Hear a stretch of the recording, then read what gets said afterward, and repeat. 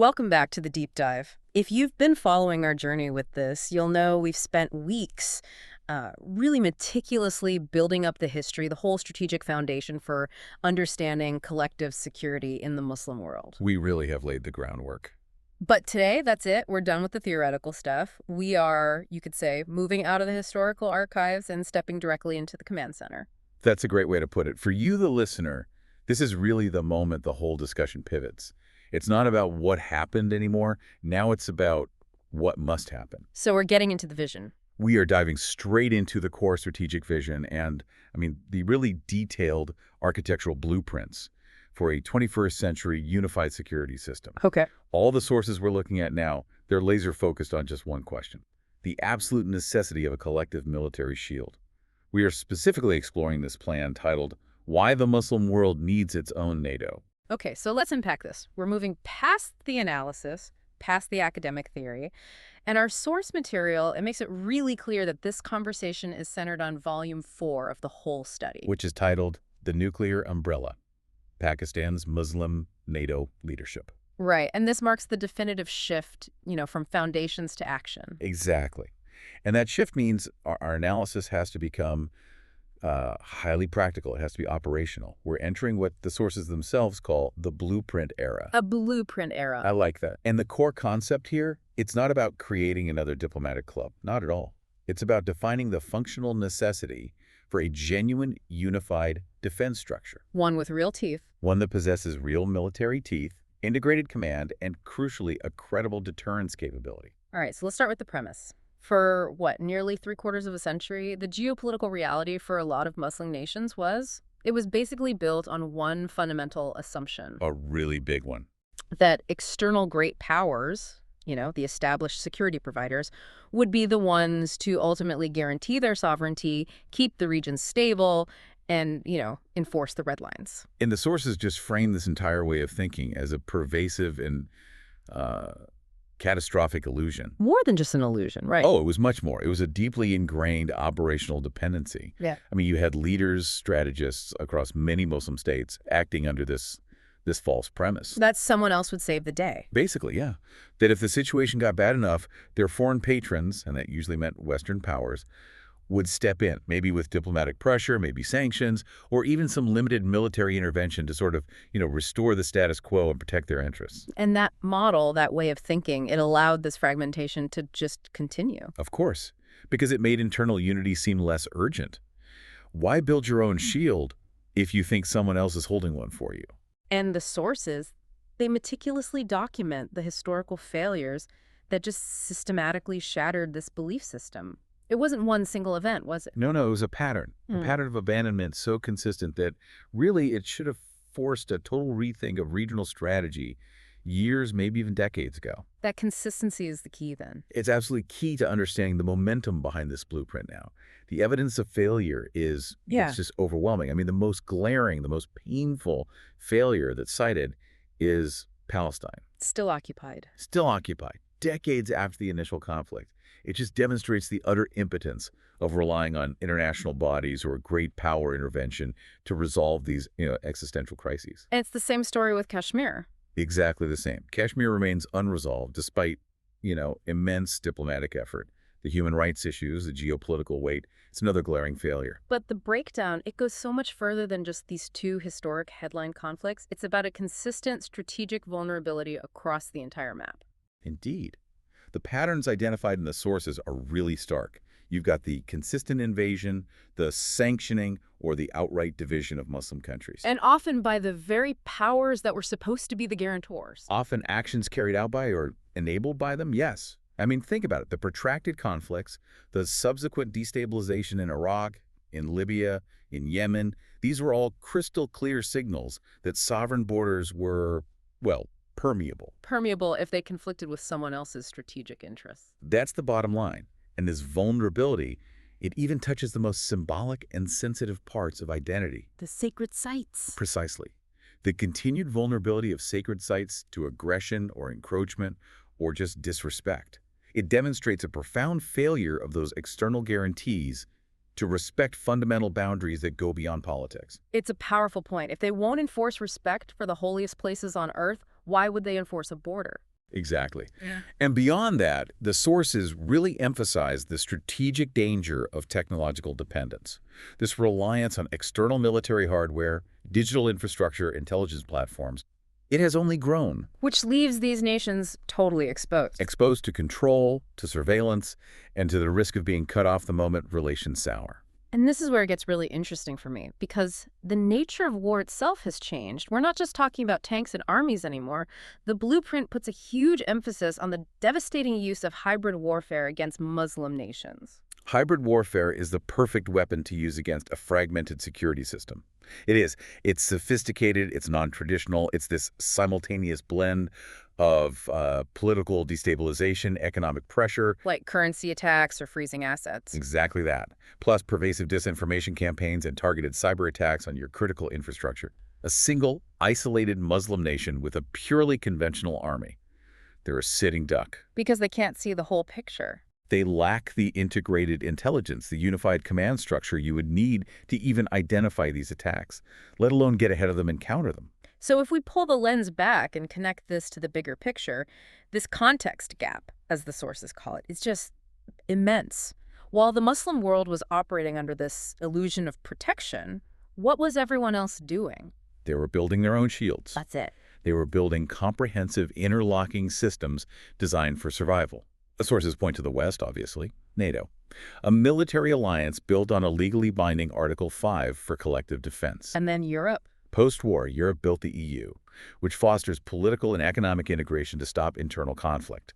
In Asia, you've got robust regional security and economic blocs like ASEAN and other strategic partnerships popping up. And that leaves... That leaves the Muslim world as the only major civilization, and you can define that by shared demography, resources, geography, without a collective military shield that actually binds its nations together. And this structural, unique fragmentation, this is the vulnerability. This is the core strategic vulnerability that this proposed blueprint is designed to fix, urgently and permanently. Okay, so the external guarantees have, for all intents and purposes, evaporated.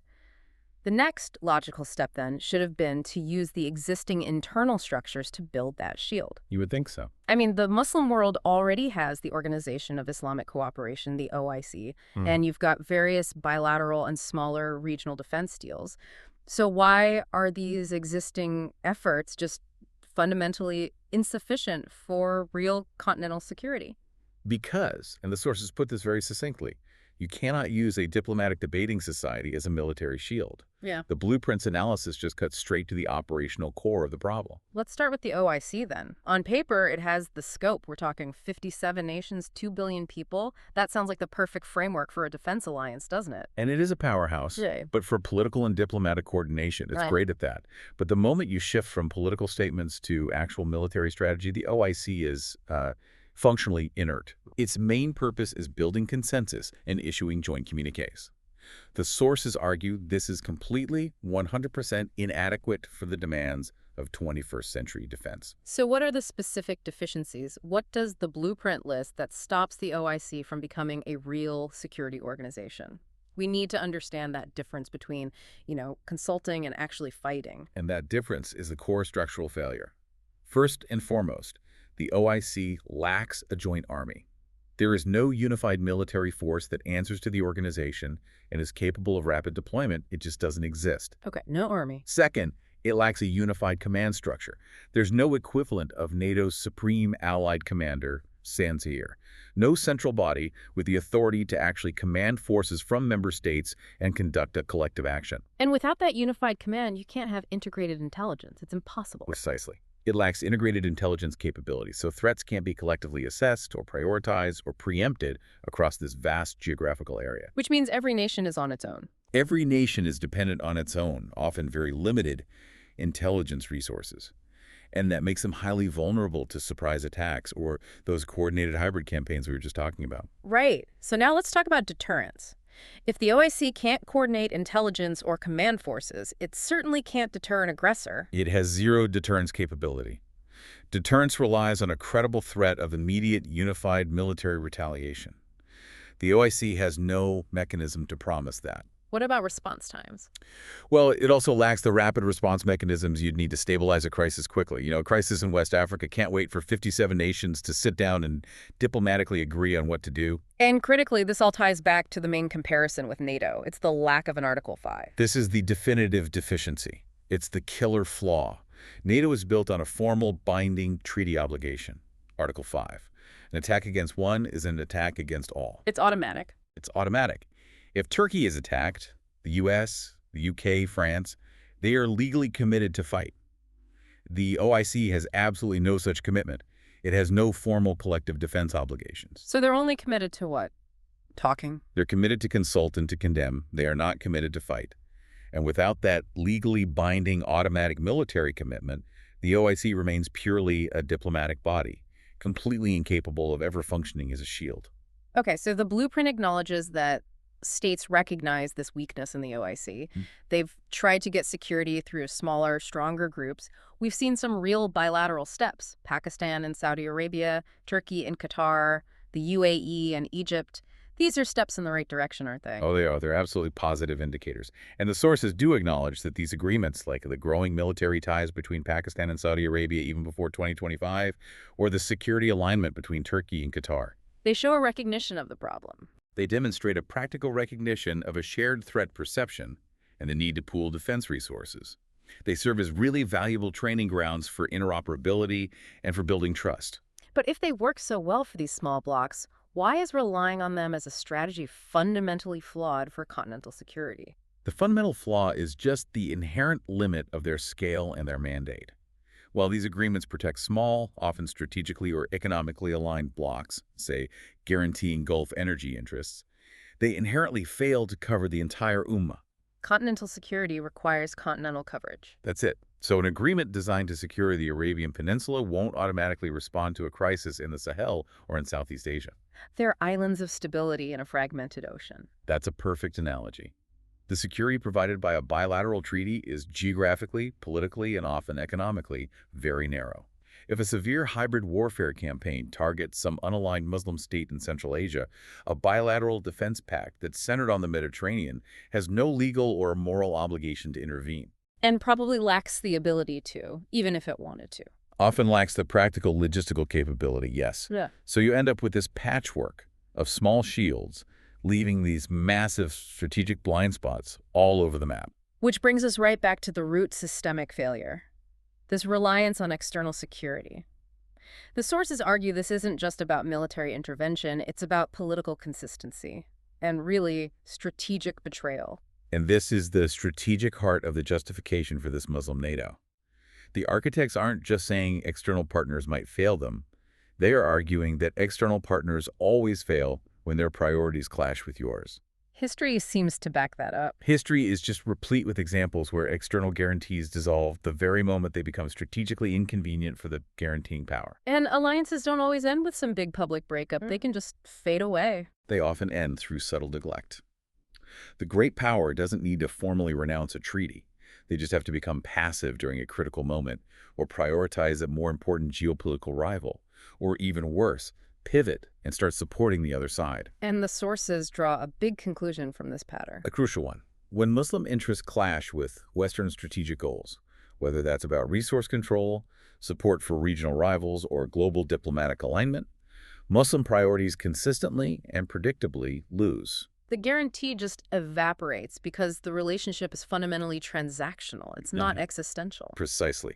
If the survival of a Muslim state is inconvenient to the global agenda of a guaranteeing power, that state's sovereignty will be sacrificed. Full stop. So relying on an external force whose allegiance is mutable is a bad strategy. It's deemed strategically suicidal and fundamentally unsustainable in the 21st century. So if you combine that failure of external protection with the inadequacy of the internal structures, the result is this: just horrifying scale of vulnerability that's documented in the blueprint. It really is. The sources provide a quantifiable inventory of threats, stretching all the way from Morocco to Indonesia.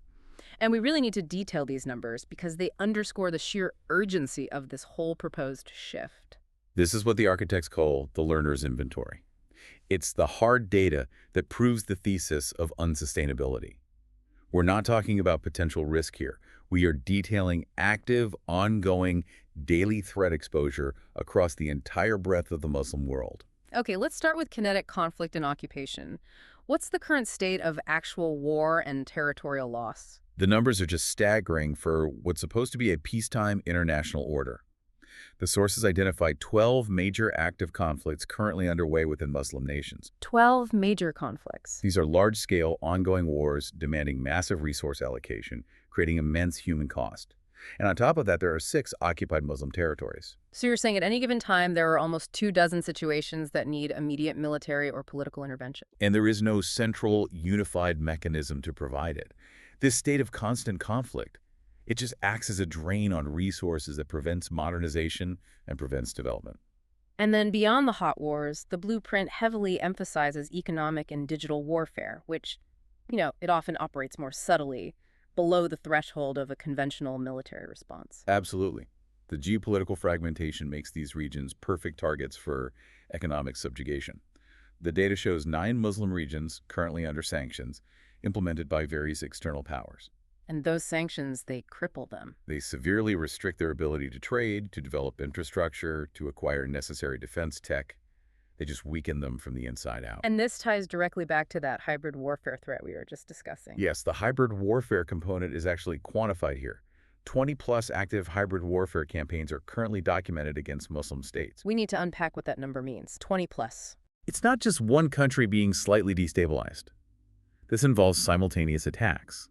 Currency manipulation designed to collapse a banking system, sophisticated disinformation campaigns targeting political leaders and social cohesion, and sustained digital attacks on power grids and communication infrastructure. And without a unified platform, they're fighting blind.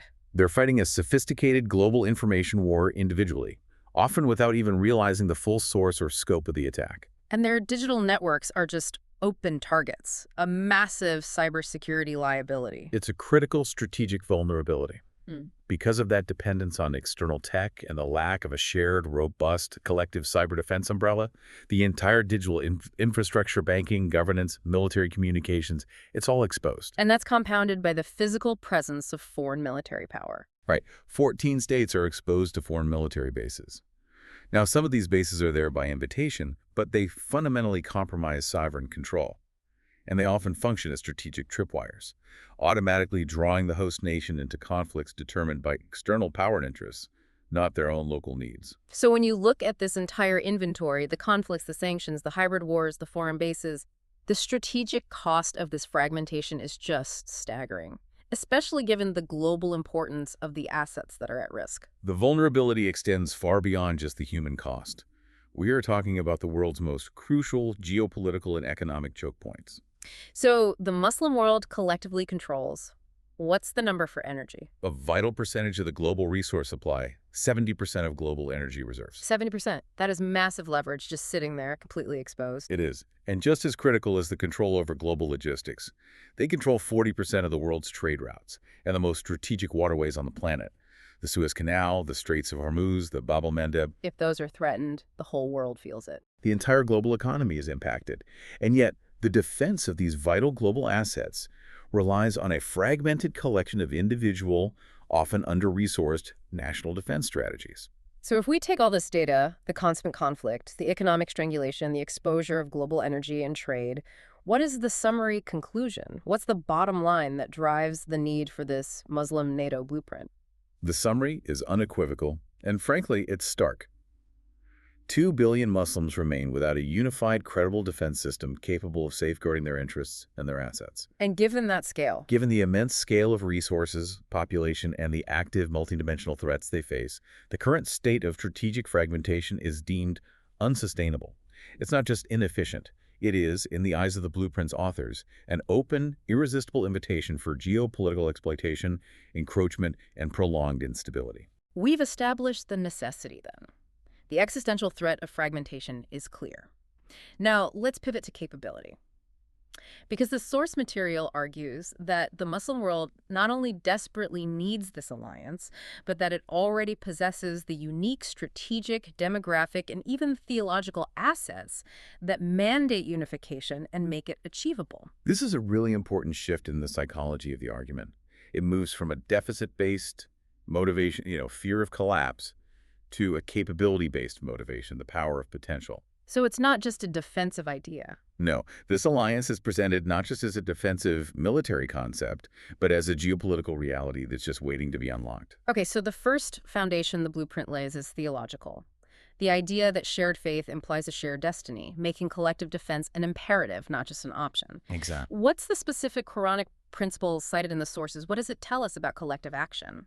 The sources move really quickly here to provide the necessary religious legitimacy. They want to make sure this concept isn't seen as just some secular geopolitical gambit.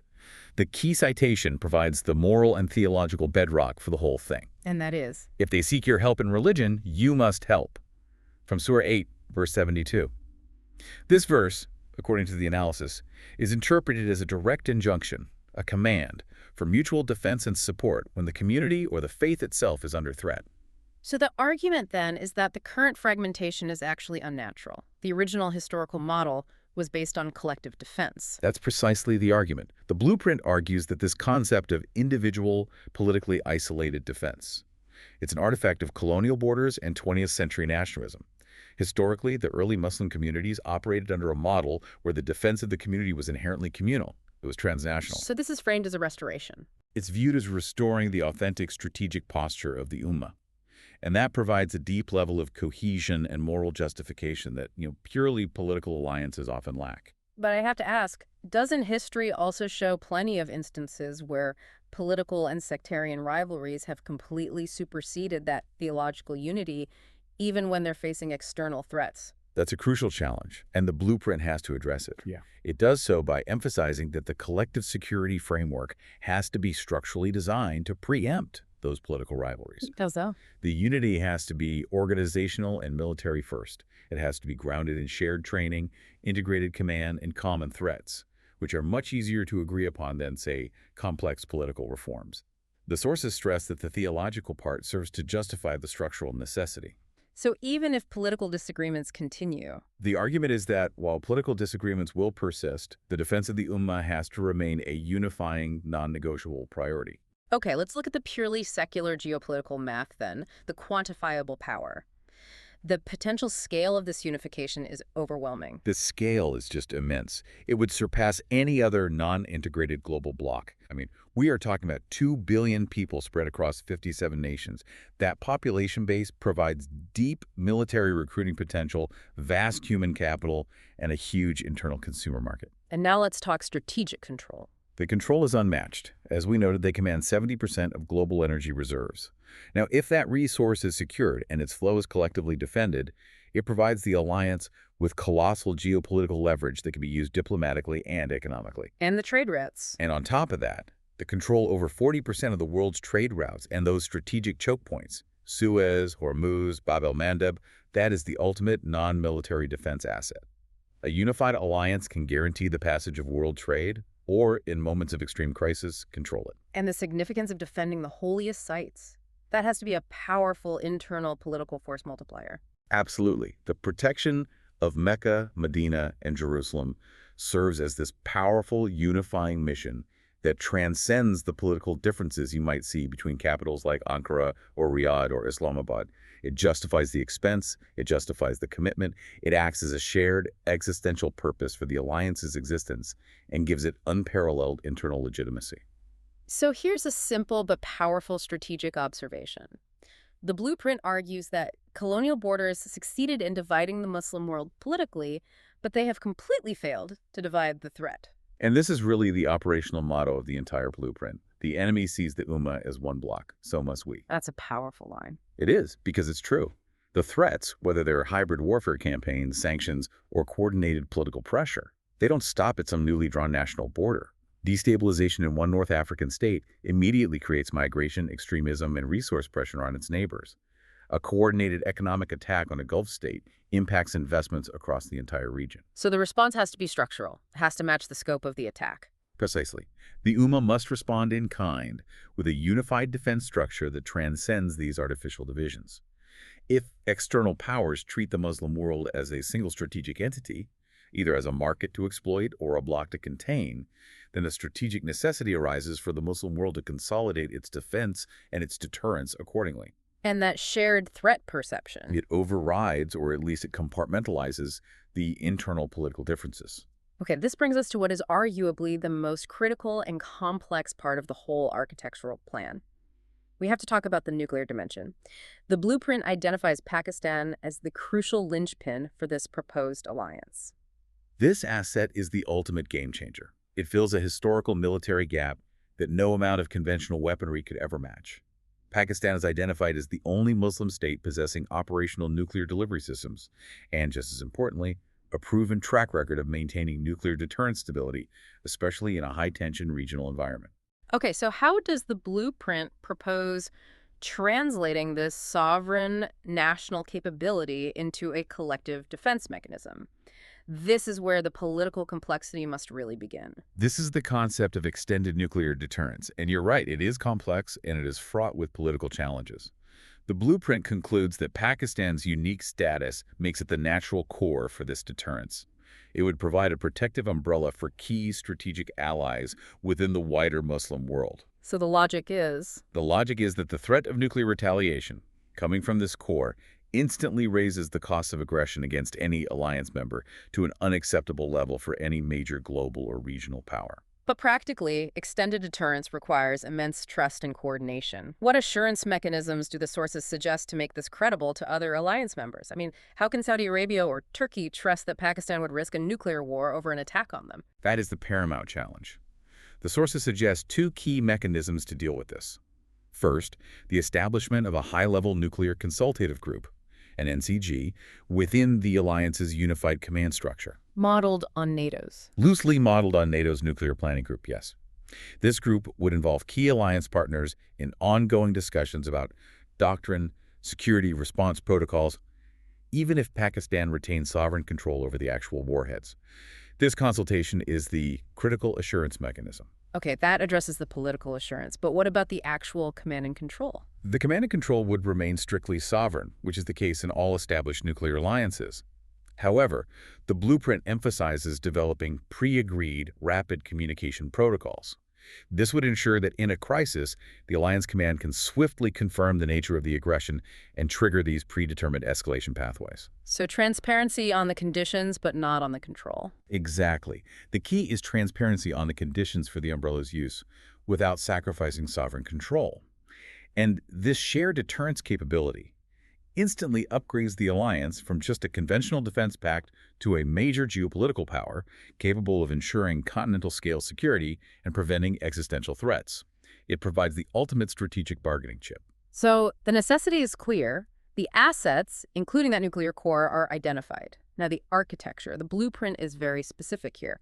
This new alliance must meticulously learn from NATO's organizational successes, but at the same time define its own moral and strategic mandate. Right, it can't be a carbon copy. It's not supposed to be a passive replica, but a customized, ethically grounded, and militarily robust structure. The architects, they clearly understand that political will is useless without functional mechanics.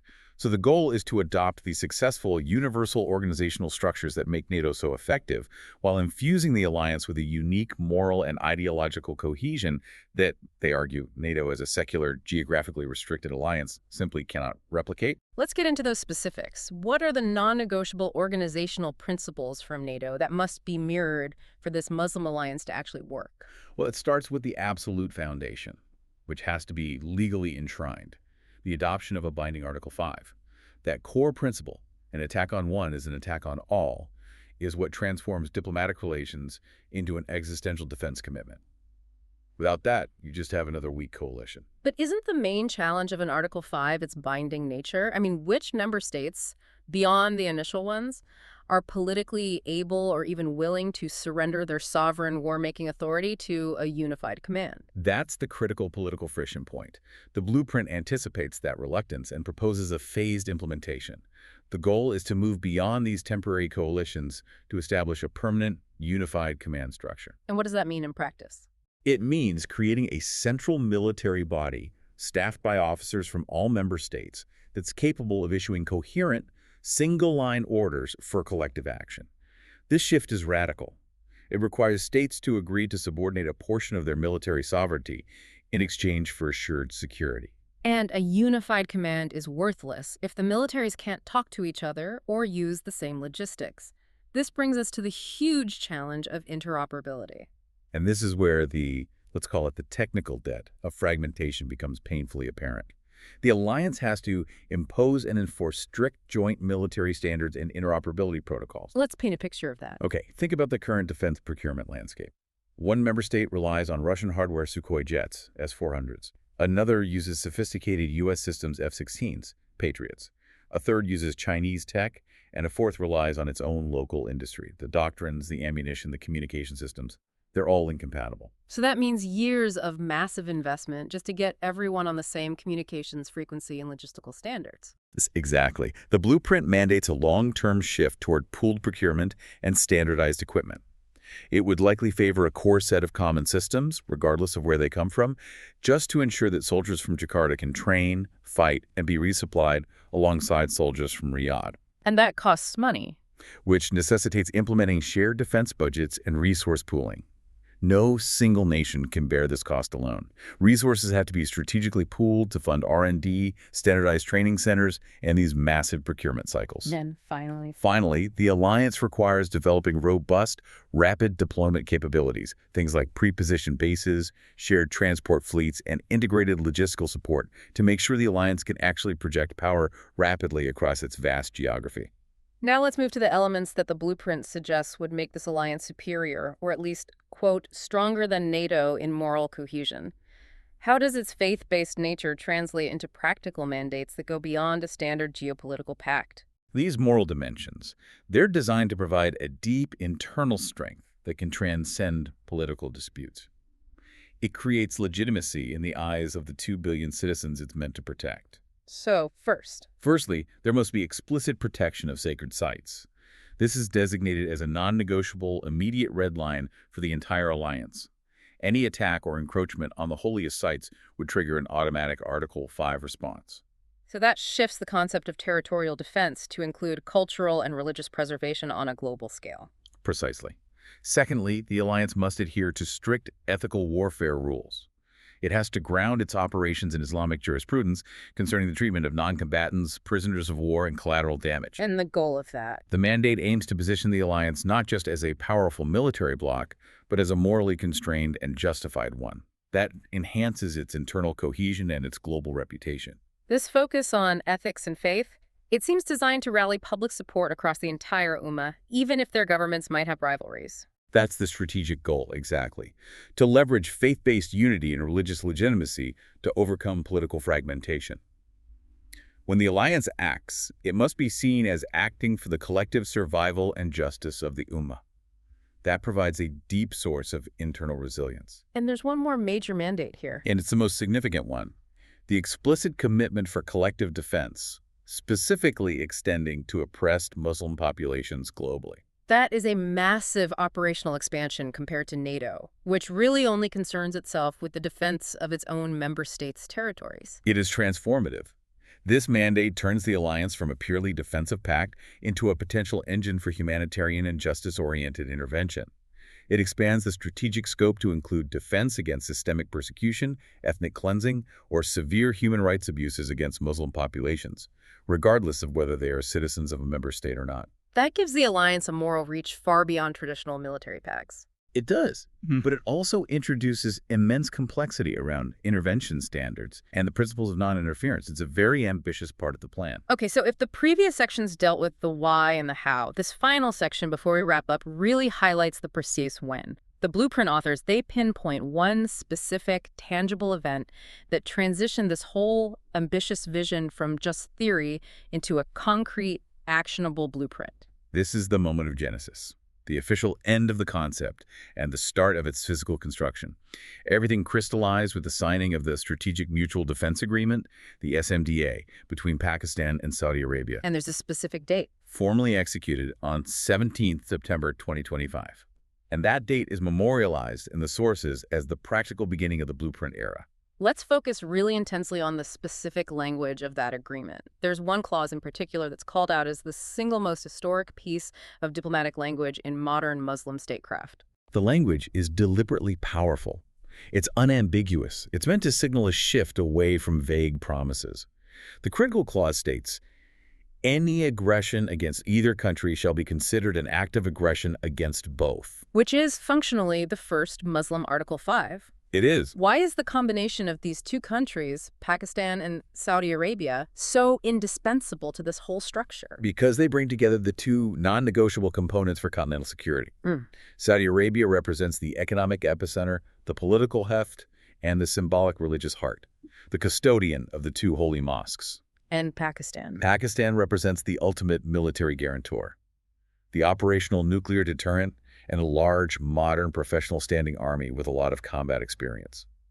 This dual guarantee forms the truly indispensable core. It's the seed of the Muslim NATO. Without them, it's just a proposal. Without the convergence of these two specific powers, the blueprint would remain a proposal. With them, it becomes a strategic reality. So the SMDA is the seed. What diplomatic and legal steps does the blueprint suggest are needed immediately after September 17th, 2025, to make sure this bilateral agreement actually grows into the multilateral structure needed for continental security? The blueprint details the next phase of expansion because it recognizes that the initial SMDA is too small to fulfill the mission. The immediate steps involve creating a founding council that's open to select strategic partners. You're thinking Turkey, Indonesia, Egypt, potentially others, who are willing to commit to that Article 5 principle and the resource pooling mandates right away.